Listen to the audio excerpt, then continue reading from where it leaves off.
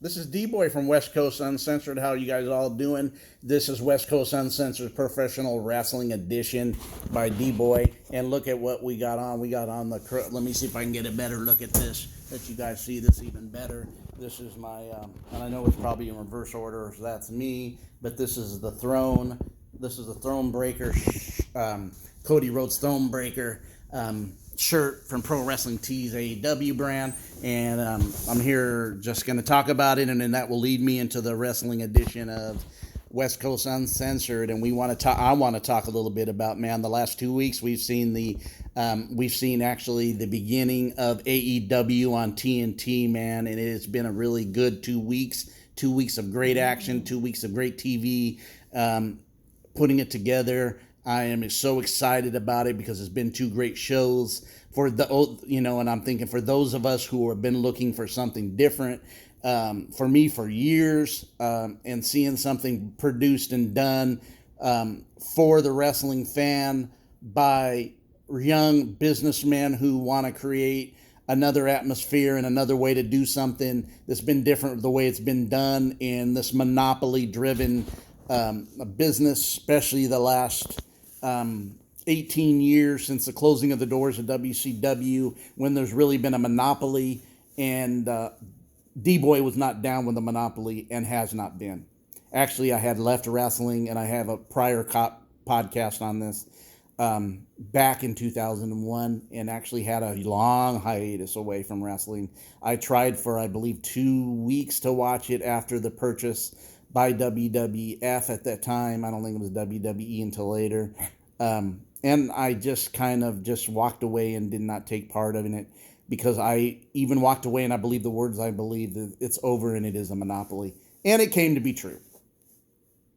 So I walked away for, 16, 17 years. I've been back for almost 2. The beginning of the year, end of this year, will be the anniversary. And it was done through New Japan, Ring of Honor, Young Bucks, Cody Rhodes, and that group, and Kenny Omega, and all that went with those two groups. And also, I'm going to give a shout out. MLW really got me because I had BN Sports, so I started watching MLW, which was on every week, and I was just like, okay. And then I started, and I live in Los Angeles, California, started doing the indie shows here. PCW, shout out to PC Dub. Man, I want to thank this. What 2 shows, even to the fact of setting a TNT record for the biggest debut of a new programming in 5 years. The biggest debut of a show that was new to TNT with the biggest ratings was AEW's Dynamite on the very first week on October 2nd. Man, I appreciate it. I'm really anticipating whether I even want to do reviews, and I'm really thinking about that today, because I definitely do. West Coast Uncensored has its wrestling edition, but I also do NFL and Major League Baseball, and NBA will be coming soon. But also, man, my heart is in the professional wrestling.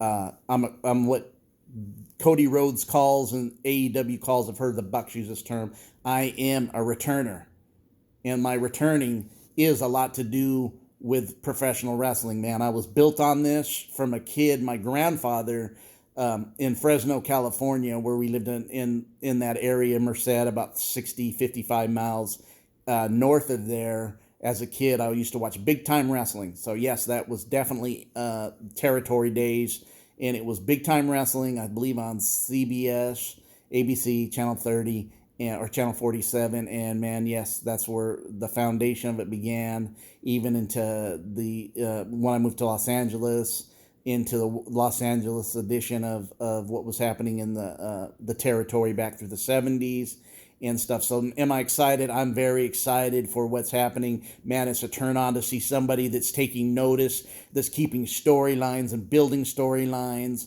This is the foundation of what wrestling's supposed to be. You have storylines. You don't quit storylines. You don't start something up. But you know what? I'm not going to rail on them who've been producing that monopoly. Just give you what they want and don't care about the fans, man. Somebody's caring about the fans. Thank you, AEW, for bringing it the way it needs to be brought, and keeping and actually being able to take the modern audience with the foundation, which you can call it old school. Anything built on the foundation is when it's built Wrestling's been around since the early 1900s here. It goes, I think, even goes back into France, even 50, 67 yards before that. And as I look at that, I'm just really proud to say, man, finally I get something that's satisfying, something that makes sense, especially United States, because, I'm not, New Japan's great, but in the United States, another American or North American company producing something, and we want it to succeed. And that's what I'm saying. Everybody that was a wrestling fan, you old heads that are looking at, well, I left, don't like it, and want to go back. You got to understand, this is modern. Things change.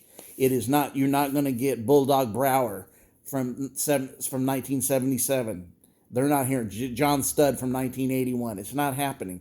It's time. There's change, but you can converge that old school into the new school, and that's what AEW is doing. But using foundation of old school with the leadership, knowing that those and that old school is the foundation. Storylines, promos without Hollywood aspect of that makes sense, that aren't just like cookie cutter bullshit, because that's what these writers bullshit sucks to people who can produce and do promos, which was part of the foundation of knowing being a wrestler is cutting promos.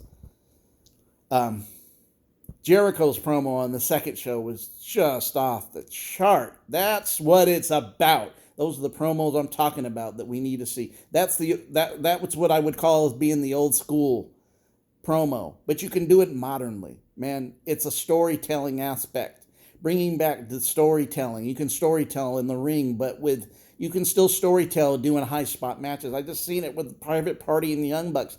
People say that the Young Bucks don't tell stories. I've seen them get over by storytelling in the ring with Private Party. Man, this is the old school on the side of AEW. You old heads that have got away from it want to get, man, you got to give AEW a chance, but you can't expect 77 and 1980 stuff. But you can expect the foundation of that. But with the high energy and high maneuvers, things have changed. These guys are taking big bumps.